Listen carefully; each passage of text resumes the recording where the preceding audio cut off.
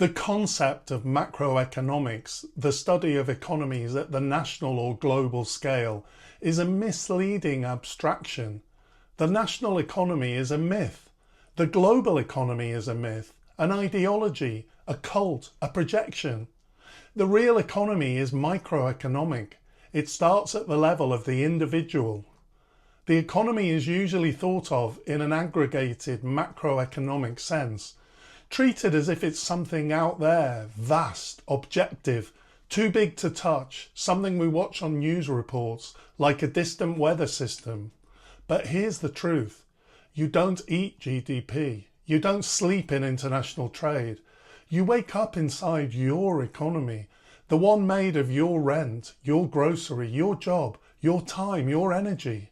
This is the economy that matters, the one that you are situated in, the only economy that you can actually experience, and the only one you have the power to change. And yet, the dominant story of economics has taught us that this isn't the real thing, that the real economy is the big one, the global one, the one run by markets and managed by experts.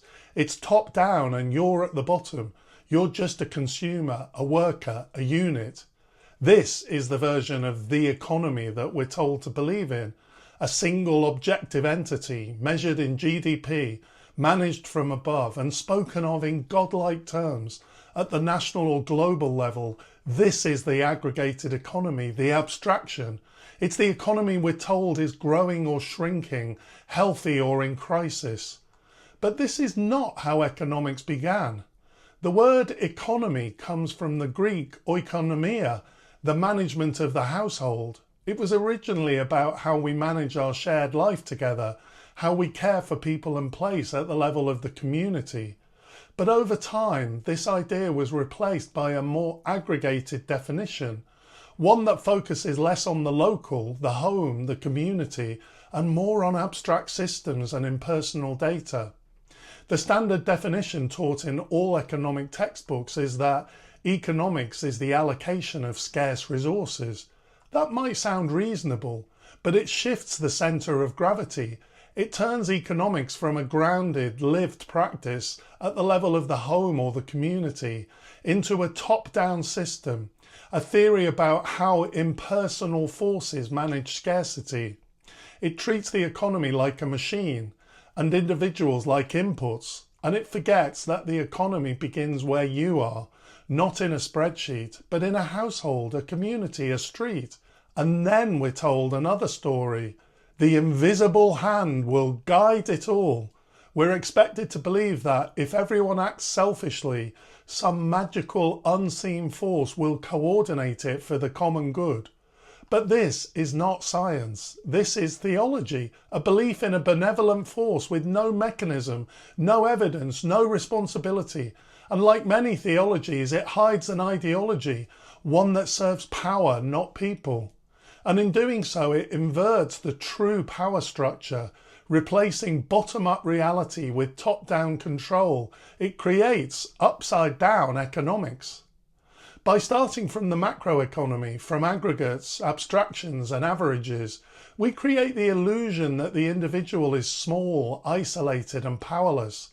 Modern economics treats the person as a unit at the bottom of the food chain, acted upon rather than acting.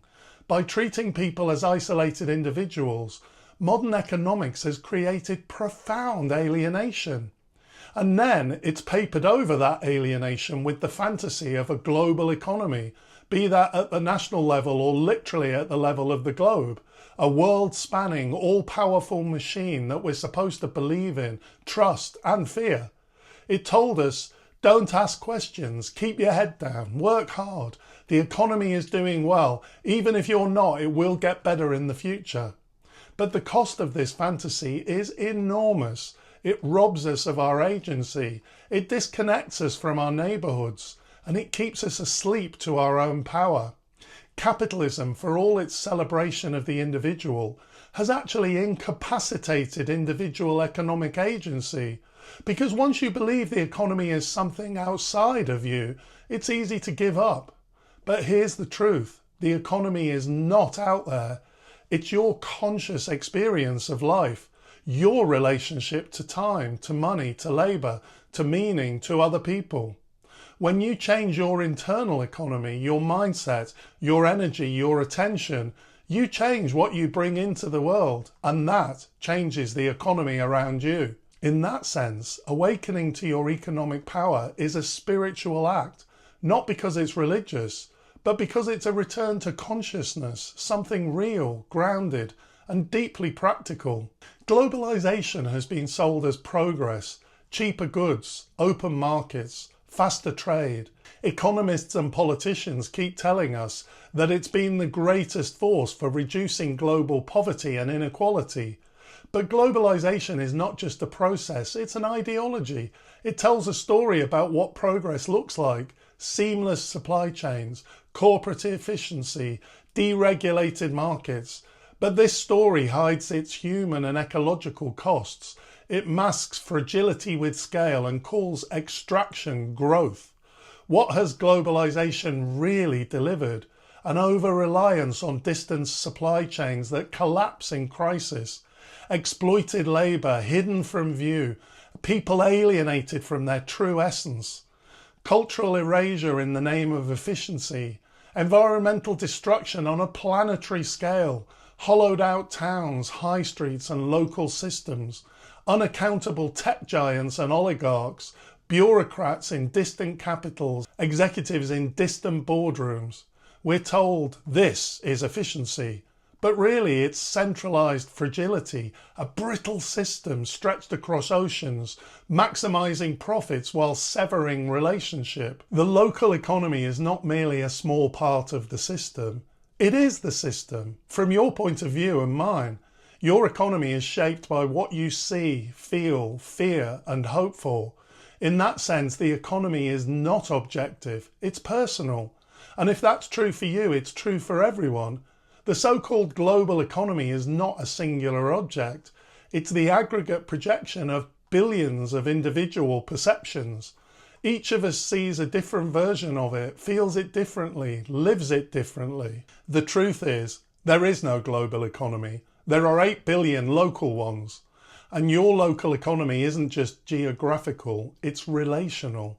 It's the local cafe, the community farm, the elder who shares wisdom, the neighbour who fixes your roof. It's built from trust, proximity and care. This is where economic reality is felt and where it can be changed. Recognising that I am the economy and living locally is not about isolation.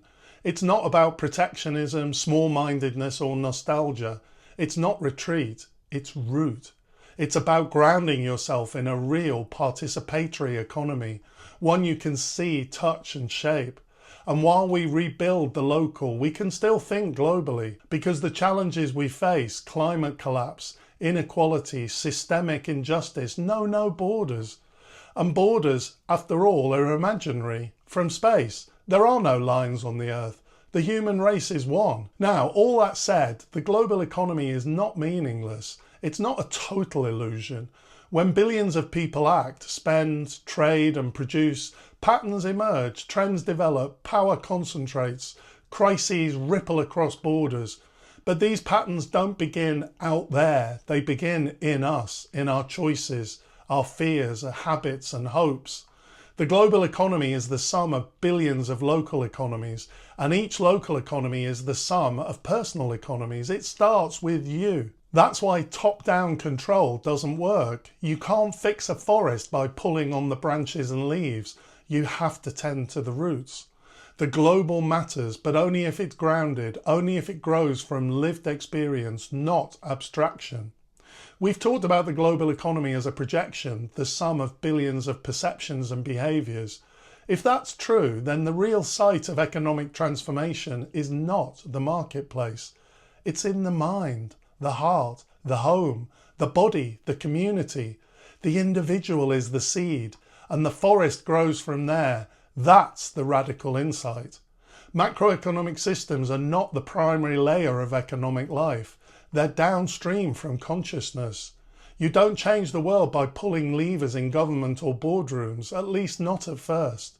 You change it by transforming how we see, how we feel, how we relate. That's already happening. It begins when one person wakes up and says, "I am the economy," and lives with that truth. If you enjoyed this video, please consider liking and subscribing. I'd really appreciate that. Thanks for watching, and I'll see you next time.